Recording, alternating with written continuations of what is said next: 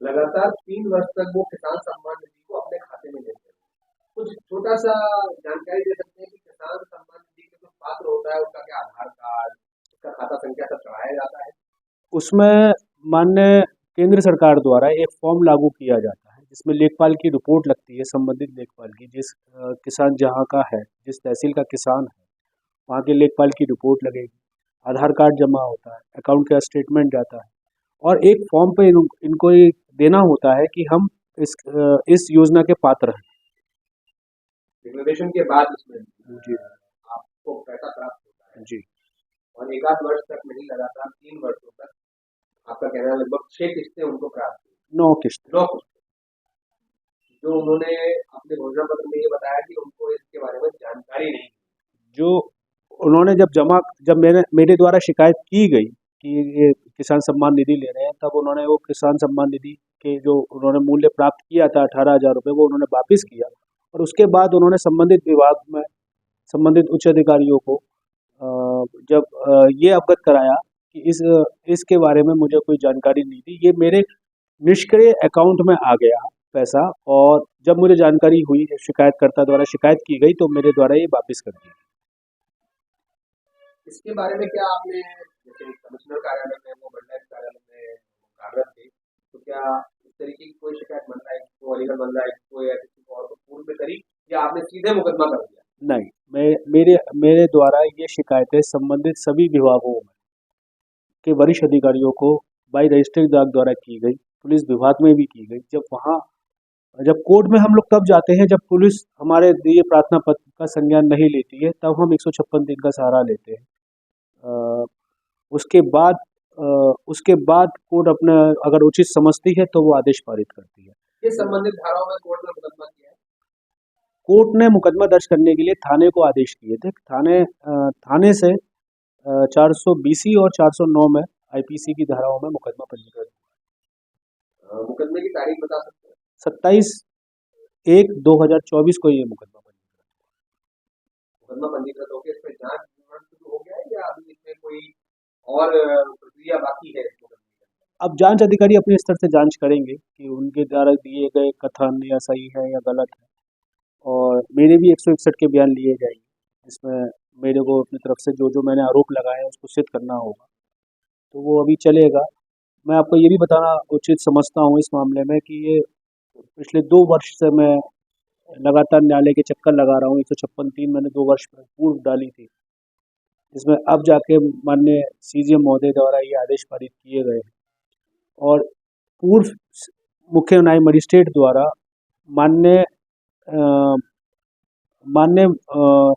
ADM city साहब से भी इसकी आख्या मांगी गई, जिसमें एडीएम सिटी साहब की आख्या में ये स्पष्ट है कि इनके द्वारा पैसा लिया गया था जो वापस कर दिया गया, पर उन्होंने कहा उन्होंने अभियुक्त जितेंद्र तिवारी के ही बातों का समर्थन करते हुए अपनी आख्या माननीय मुख्य मजिस्ट्रेट को भेजी। उन्होंने जो रुपया वापस किया, सरकारी धन जो वापस किया उन्होंने, वो रुपया शिकायत से पूर्व कर दिया था या शिकायत के बाद? शिकायत के बाद। आपके द्वारा जब मामला संज्ञान में लाया गया तब उसके बाद उन्होंने इसको वापस किया। आप क्या कहते हैं, क्या जितेंद्र तिवारी जी इसमें संलिप्त है या भूल मानते हैं, या किस तरीके की आपका, क्योंकि आप वकील भी हैं और आपने इस केस को 2 साल से आप इसमें प्रयासरत हैं, आपका क्या मानना है इसके बारे में? मेरा मानना तो ये है कि ये भूलवश नहीं है, इसमें वो पूरी तरीके से सम्मिलित है। अब हमारे आज के टाइम में डिजिटल इंडिया है, हर चीज़ ऑनलाइन हो रही है। अगर किसी के खाते में 1 रुपया भी आता है तो वो उसको पता होता है कि कहाँ से आ रहा है, कहाँ से नहीं आ रहा है। और इनका कहना ये है कि 9 किस्त प्राप्त कर ली और मेरे भूलवश निष्क्रिय अकाउंट में आता रहा, तो अगर उनके द्वारा भूल की गई है तो संबंधित अधिकारी हैं, जो जांच अधिकारी थे, जो जो नोडल ऑफिसर थे, जो लेखपाल थे, तो उनके द्वारा फिर इनको किसान क्यों घोषित किया गया। और जैसा कि आपने पहले ही बताया कि 2 हेक्टेयर से जिनके पास कम है, ये 2 हेक्टेयर ये तो उनके लिए है। उसमें प्रधानमंत्री योजना में ये साफ लिखा हुआ है कि जो इनकम टैक्स पेयर है, पेंशन होल्डर है, या कोई लोक सेवक है, या कोई वकील है, वो इस योजना के तहत अपना आवेदन नहीं कर सकता।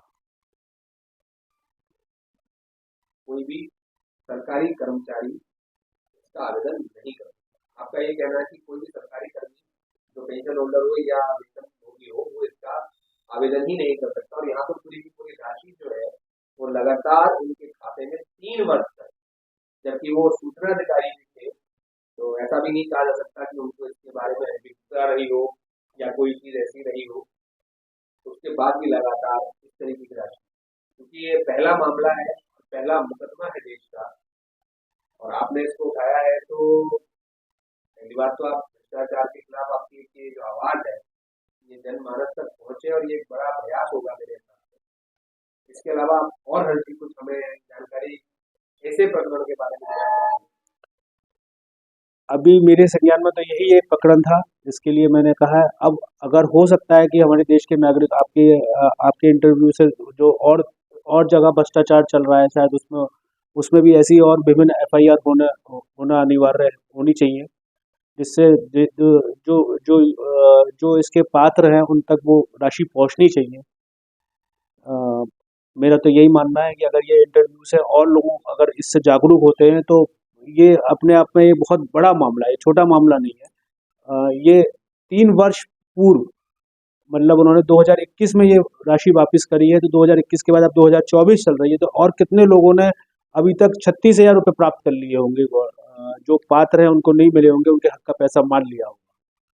ये मामला पात्र पात्र का ही नहीं, कहीं ना कहीं पूर्ण रचित पात्रता सिद्ध करना, मतलब कुपात्र का भी